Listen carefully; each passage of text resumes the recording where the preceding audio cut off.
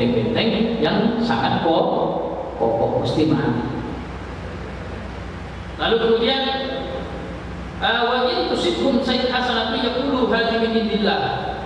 Anehnya Muhammad, mereka ini kalau ditimpa kebaikan artinya menang, nanti mereka komen begini, kami menang ini karena pertolongan Allah.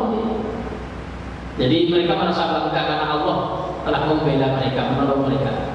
Tapi anehnya, wa in tusibhum sayyi'atun yaqulu hadhihi min indik. Tapi ketika kalah, mereka ditimpa kekalahan, nanti komennya mereka ini, ulahnya Muhammad ini apa? Dia mengatakan ini katanya gara-gara kamu Muhammad yang bikin kalah. Kalau menang bilangnya datangnya dari Allah, tapi kalau kalah mereka akan menyalahkan kamu. Nah ini banyak orang kayak gitu ya. Ketika dia menang tidak berterima kasih kepada pemimpinnya, tapi ketika kalah menyalahkan pemimpin. Makanya kita ini kan harus paham kayak situasi hidup di negara pada saat semuanya ekonomi aman-aman saja, bahkan dia berterima kasih sama pemimpin, bersyukur kepada Allah. Ketika suatu saat kemudian tidak normal, istighfar, mohon maaf kepada Allah, jangan menyalahkan pemimpin. Harusnya begitu logikanya. Jangan, kan harus fair. Harus fair kenapa? Kalau menang bilangnya dari Allah, tapi kalau kalah menyalahkan pemimpin. Orang yang seperti ini modelnya begitu biasanya. Nanti kalau menang dia bilangnya dari Allah, kalau kalah dia akan menyalahkan kamu Muhammad. Jawab aja, kullum min indillah. Kamu jawab semuanya itu dari Allah. Menang ya dari Allah, kalah juga dari Allah. Kok bisa? Ya karena itu bagian daripada takdir. Menang kalah itu bagian daripada qada. Nah, qada ini cara mengimani khairihi wa syarrihi min Allah, harus mengimani baik dari Allah, buruk juga dari Allah. Jangan hanya bilang kalau baik dari Allah, lalu kemudian kalau buruk enggak berani bilang dari Allah. Semua menang dari Allah, kemudian kalah dari Allah. Sama kayak pemimpinnya gitu.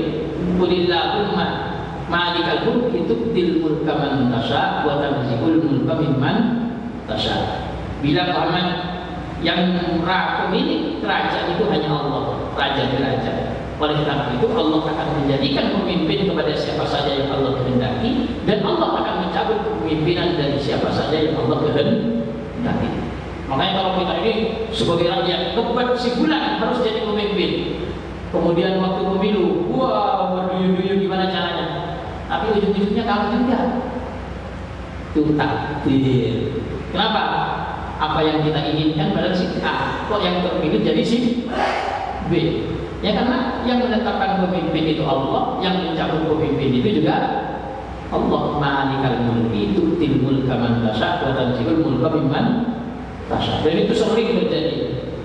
Cuma nanti dibahas oleh ulama. Kenapa kok Allah mendatangkan pemimpin yang modelnya seperti ini? Ya itu yang harus dievaluasi. Ya, kan yang menetapkan pemimpin Allah, yang mencabut kepemimpinan juga Allah. Kenapa kok pemimpin yang seperti ini yang dihadirkan di tengah-tengah kita? Itu baru rakyat harus apa? Evaluasi. Nah ini juga harus evaluasi. Sama dalam perang juga begitu. Kalau kamu kalah, ya itu juga datangnya dari Allah. Menang juga datangnya dari Allah. Karena itu bagian daripada takdir. Bagian daripada takdir. Kecuali maksiat, nanti beda lagi kalau kamu yang maksiat. Kalau kamu taat, itu harus dinisbatkan kepada Allah. Tapi kalau kamu maksiat tidak boleh dinisbatkan kepada Allah. Beda ya antara taat sama maksiat, beda. Antara kalah sama menang. Sama kayak rezeki kamu lagi wujud, itu dari Allah. Lagi kemudian sempit, ya dari Allah juga. Jangan bilang, wah saya banyak sekali sekarang, alhamdulillah, luar biasa Allah. Tapi kalau kemudian lagi nggak ada duit, menyalahkan orang lainnya. Sudah, rezeki itu Allah yang mengatur.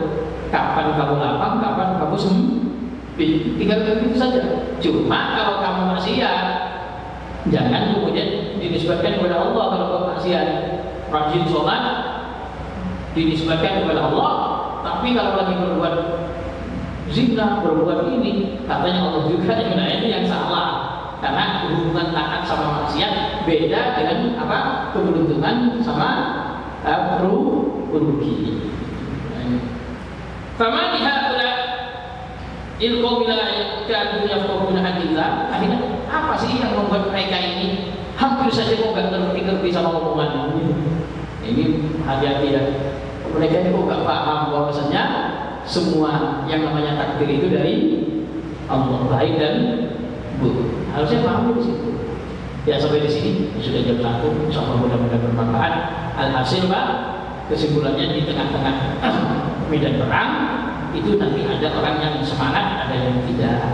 Cuman yang semangat ini perlu dikasih motivasi, dikasih pemahaman. Kalau takut mati, sampaikan saja bahwasanya mau kemana pun kita juga akan mati. Kalau kemudian orang yang suka semangat, kalau nanti pada saat waktunya harus berjihad, berangkat.